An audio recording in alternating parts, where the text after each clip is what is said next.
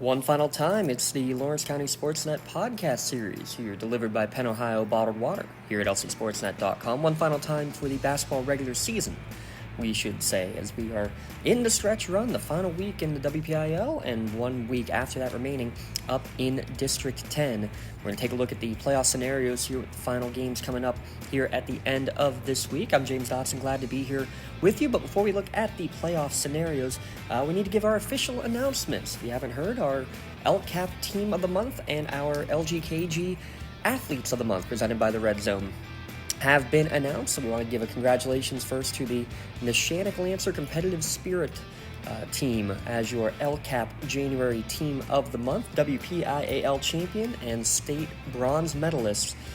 The third straight year that they have gotten a medal at the state competition. Congratulations to Coach Colleen Daughtry and the Neshannock Lancer Competitive Spirit Squad, your LCAP Team of the Month. LCAP, they're changing lives. Also, we have our LGKG Athletes of the Month. The male athlete of the month is Casey Wilson of Laurel High School. Casey Wilson, at the end of the month, was a 25-3 record, was the official mark, part of a couple of tournament championships for him individually, and getting his team into the playoffs, working at the heavyweight 285-pound division. So congratulations, Casey Wilson, your LGKG Athlete of the Month, Male Athlete of the Month, presented by the Red Zone. Your Female Athlete of the Month, well, we had a tie, and I think very fitting, as both Leah Crayrup of Wilmington Girls Basketball and Erin Capalbo of Mohawk Girls Basketball eclipsed 1,000 points in the month of January for their career. So congratulations to Erin Capalbo and to Leah Crayrup of Mohawk and Wilmington, respectively, for their LGKG Athlete of the Month, those Athletes of the Month presented by the Red Zone. Congratulations to all your award winners. We're going to be getting into nominations very soon for the February Athletes of the Month. But before that, we have playoffs coming up. Playoffs will be announced on Monday, the pairings for the WPIL, and the week following that for District 10.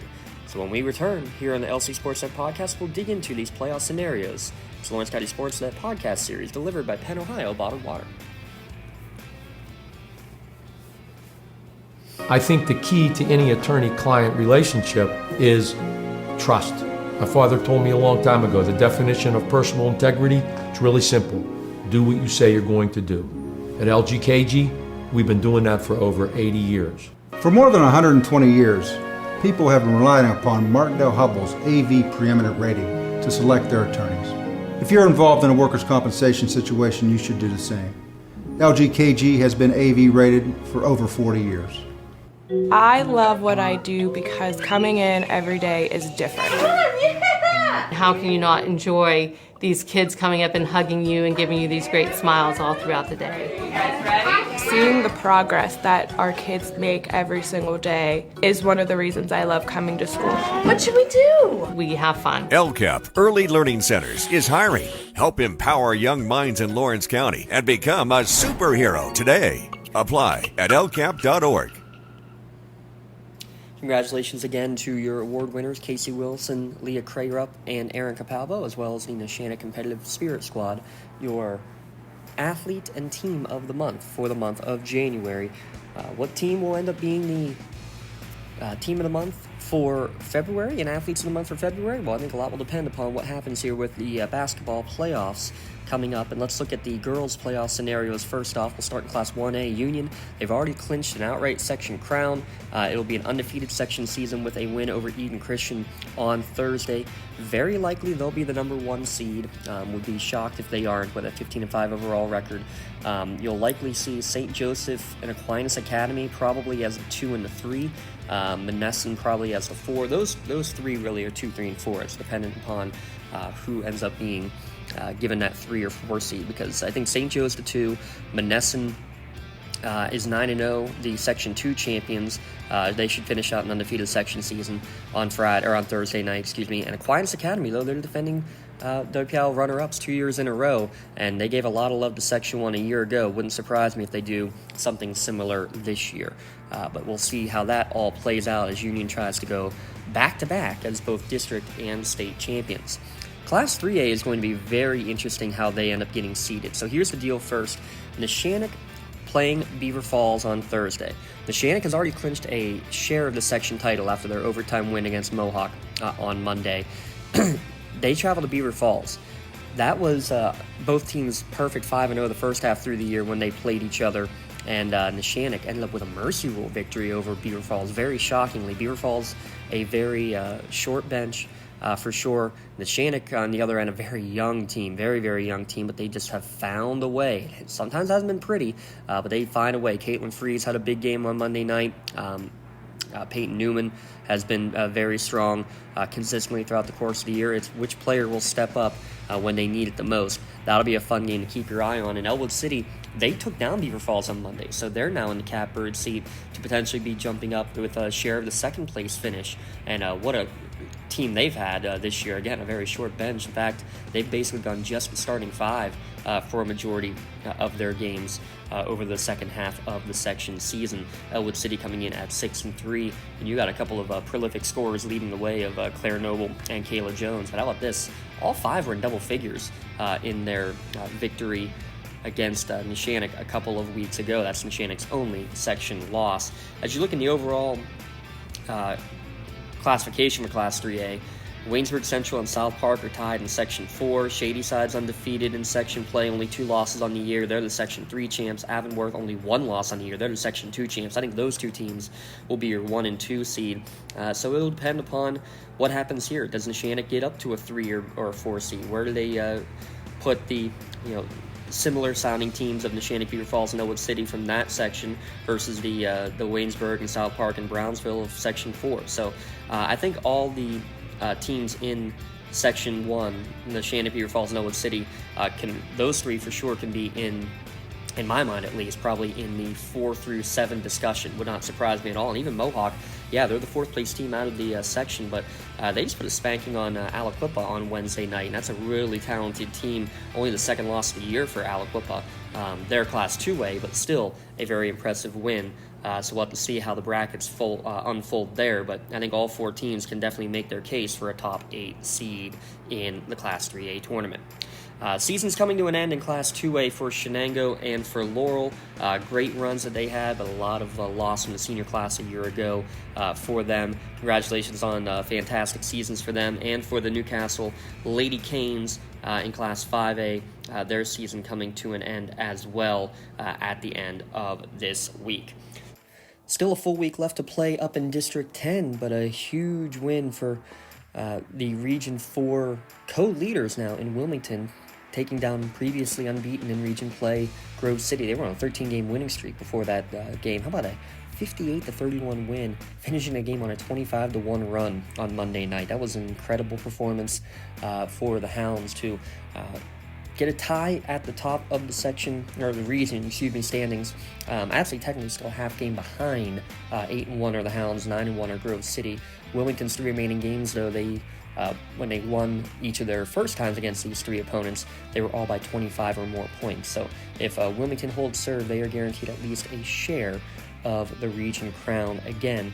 And Wilmington being 3A, Grove City being 4A, Wilmington's likely going to have one of the top 2 seeds again when it comes down for the District 10 tournament. Again, that won't be announced until the following weekend coming up. That would be around February the 17th is when we expect those brackets to be announced for the District 10 tournament. On the boys' side of things, well, fun times, a couple big games left on Friday. We'll talk it all over when we return. Here on the Lawrence County SportsNet podcast series, it's delivered by Penn Ohio Bottled Water. Don't get left out to dry. Call the Penn Ohio Bottled Water Company for the fastest and most efficient bottled water delivery service in the area. Penn Ohio offers bottled water ranging from 16.9-ounce bottles to 5-gallon jugs, perfect for your next event or office water cooler system. Also, don't forget to ask about their custom labeling options. Visit PennOhioBottledWater.com for more information and to get a quote on their delivery services. Whether it's at home, in the office, or on the sidelines, Penn Ohio has you covered.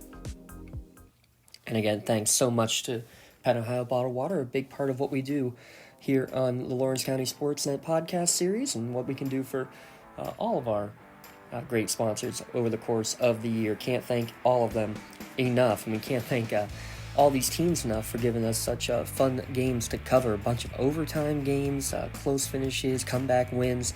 And how about a comeback story here in Newcastle as we look at the boys' playoff scenarios heading into the final game of the regular season. Newcastle was 1-6 in section play and essentially needed to win out to have their destiny in their hands for the postseason. And they did just that so far. They won their game on last Friday against Central Catholic. They won on Tuesday on the road against Pine Richland, and that sets up a win-and-you're-in scenario against Seneca Valley. Seneca Valley now is actually out of the playoffs in Class 6A. Newcastle wins. They are in the postseason. No ifs, ands, or buts. If they lose, all the tiebreaker scenarios go against Newcastle no matter what happens in the other games. If Pine Richland wins their game with Newcastle, both will be in. If one team wins, one team loses, then the winner is in, the loser is out. But that's the long and short of it right there. Tiebreaker-wise, Newcastle, they need to win against Seneca Valley, teams they lost to on the road earlier in the year, but playing their best basketball, especially defensively right now, are the Canes.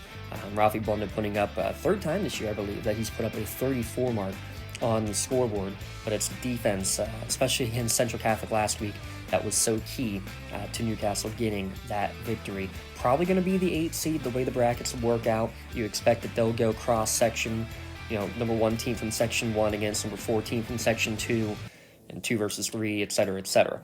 So with that in mind, expecting Mount Lebanon to be the 1 seed from the other section, they'll be playing Newcastle in that 1-8 game if the Canes are able to take care of business at the Fieldhouse on Friday night. We'll have coverage of that one, by the way, on Friday night on lcsportsnet.com. Again, that's an audio live video broadcast coming up after the game ends. The video will be available.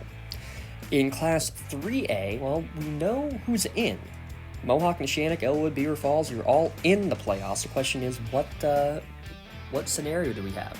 Mohawk, if they win, they are undefeated section champs, and probably I would expect 2, maybe a 3 seed at the worst for Mohawk. Deer Lakes probably will be the 1 seed, and Deer Lakes actually beat Mohawk earlier this year in a double overtime game, so you kind of feel like that could be the 1 versus 2. But again, Mohawk has to take care of business against Neshannock. They were in this scenario last year and had their first loss of the year come against the Lancers in the season finale. So can't take the Lancers lightly whatsoever. Neshannock, Elwood City, they'll be 2-3, maybe 2-2. If Elwood wins and Neshannock loses, they would tie technically for second place. And that's where the seedings get a little bit interesting again. What will end up happening? There are 4 tough sections full of teams in Class 3A. I can see those standings going just about any which way. Those teams can be ranked anywhere from number 4 or 5 all the way down to maybe 8, 9, or 10.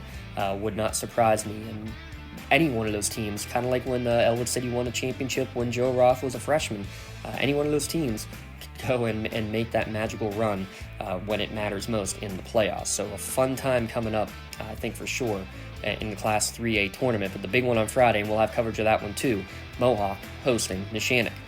In Class 2A, Shenango, they have 1 game left against Aliquippa on the road, but they have locked up 3rd place in the section, and again, when you look at the preliminary, kind of bracketology, Shenango can be a 7 or 8 seed. I believe they were an 8 seed last year. They could be down to a 10 or 11 seed, depending on just how the other sections and how the committee ends up ranking one section versus another.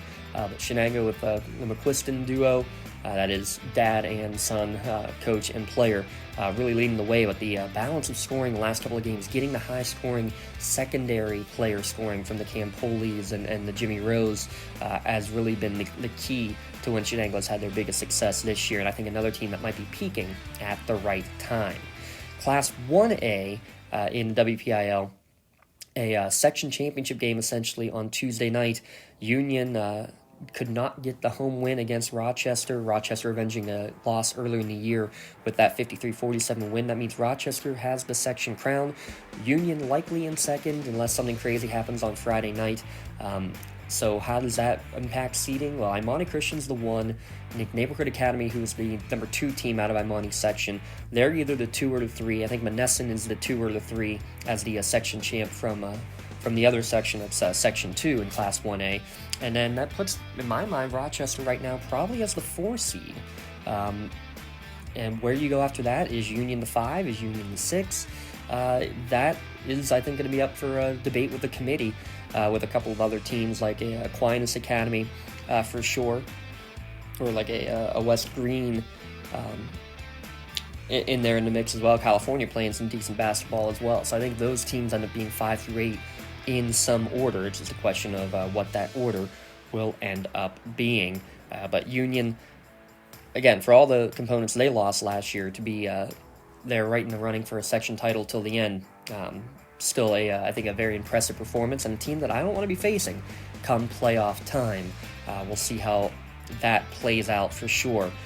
When the brackets come out again, they come out on Monday afternoon for the WPIAL Championship. Unfortunately, 2 of our county boys teams' season coming to an end. Laurel, again, they lost a good chunk. No seniors on that roster, though, so they're going to have a lot of experience back next year. And Wilmington, looking still for their first win on the year. Very young squad, inexperienced squad, but we know better days coming up for the Hounds up there in District 10 as well. So there you have it. We want to wish best of luck to all the teams that will be in the postseason. On the girls' side, again, Wilmington up in District 10, Neshannock, Elwood, and Mohawk out of the Class 3A in the WPIL, Union in Class 1A out of the WPIL, and on the boys' side, Mohawk, Neshannock, Elwood also in Class 3A on the boys, Shenango, Union, both Union boys and girls. Not sure if I mentioned the Union girls. How do you not mention the defending state champions there? And hopefully Newcastle. Best of luck to them on Friday, especially to get into the postseason, which would be 14 straight under Coach Blundo. Good luck to them. Good luck to everybody throughout the rest of these winter postseasons, whether it's the indoor track and field events, whether it's the swimming, any of these fun. We have a couple of individual gymnastics in the county who are going to be working at WPL Championships as well. Best of luck to all of them. Thanks for tuning in, and we'll be talking to you soon. Stay tuned. Playoffs beginning next week. Pairing shows beginning on Monday afternoon for the WPIL. We'll get it all for you. Make sure you stay tuned for all of those playoff happenings. It's on the Lawrence County SportsNet, powered by LCAP.